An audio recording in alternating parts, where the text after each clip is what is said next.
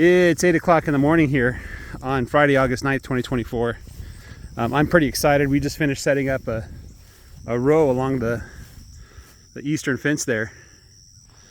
And tomorrow morning, we're going to move all the lambs and the sheep and the bull as well. We're going to move them all down towards into the pen and then sort them out, check their hooves, check their eyes. One thing about the eye check is the person who invented the test is adamant that you either you have to be trained in order to use a test, and there's a card that he gives out to people who've been properly trained that's color, matched to match the eyes of the sheep. And I was looking into the technique that you're supposed to use. It's not as simple as look at the under eye. Now, I've never been trained to use a technique to measure the parasite count. But oh, poor lamb. Well, at least that ram's doing more than I've seen my bull do. But anyway, so I'm not really going to rely on the eye test. I'll just look at the eyes. If they're a little pale, I'm just going to let it go. And I don't have any intention to cull at this time. I'll start culling aggressively probably next year or the year after. And it's going to be an aggressive culling where 10% of the flock at least is going to be sold. And I'm only going to keep the best dolings, the best ewes. And then I'm going to trace the lineage of the ewes. So like if their mom is no good, then I'm going to get rid of the kid, right? And I'm going to do stuff like that. So it looks like I've really got to get these ramblings off the ewes. Otherwise I'm going to get some breeds that I don't want in there. So that's kind of where we're at. I'm just going to keep as many sheep as I can for now, and then later on I'm going to start culling. I don't want to cull too early, I guess, is my point. Anyway, this is where they've been staying. You can see that there's like dead grass here.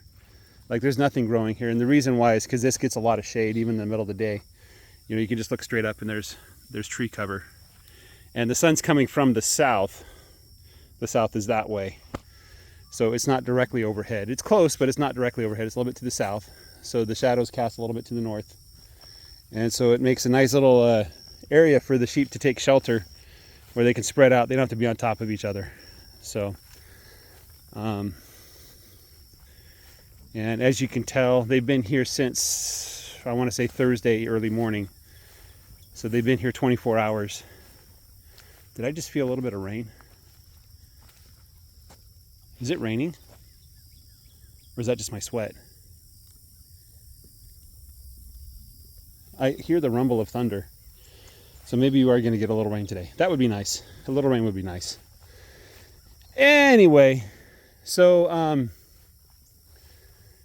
I'm excited about this. I'm actually going to bring my nephew down. He lives about an hour away, so I'll have my brother or my sister-in-law drive my nephew down. He wants to earn a little bit of money, so I'll pay him, to work with me.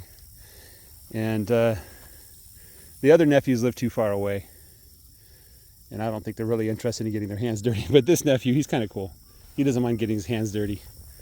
He likes to read books a lot. He likes to be by himself and be quiet, but he also likes to, mess with animals. So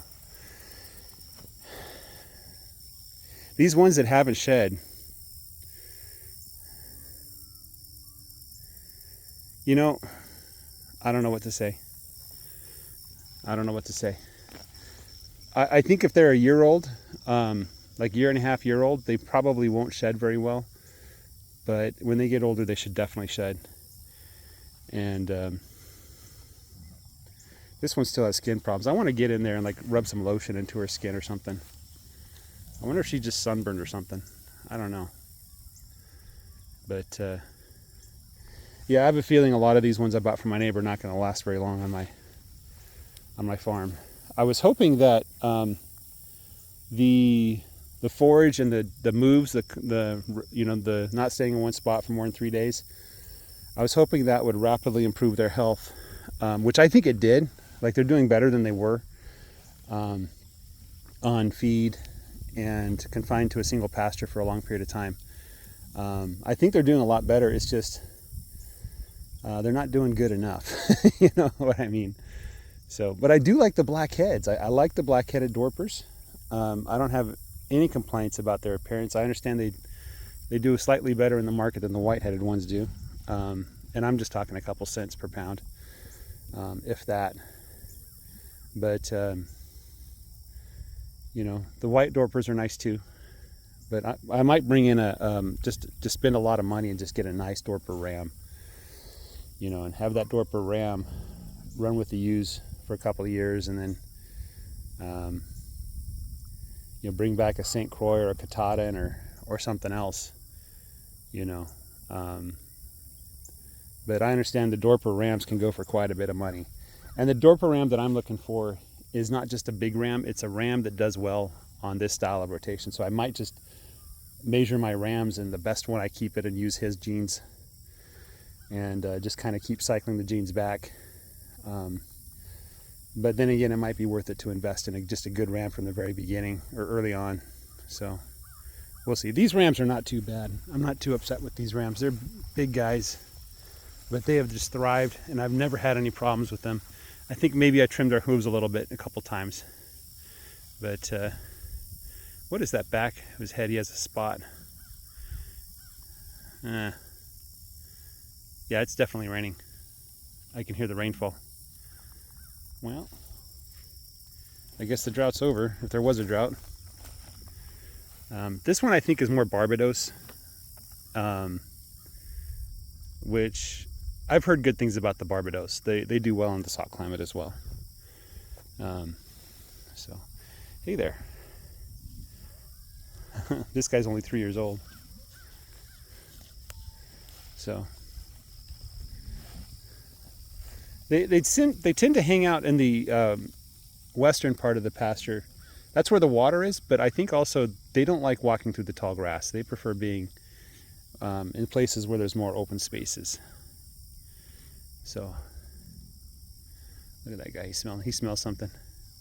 He's going in like a heat-seeking missile. Yeah, I hope you breed on those guys. They might be a little young, but they should be okay. Yep. Here goes the courtship phase. Now he's telling everyone he found someone. Nope. Is that not her? Oh, did he find her?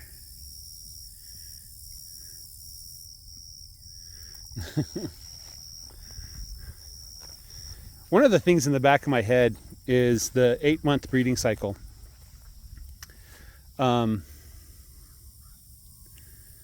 a little bit worried that it won't work. I'm not. I've looked at the math, and the annual breeding cycle, you can't. So let's say I bred every let's say October or November, so I get lambs in April basically, right?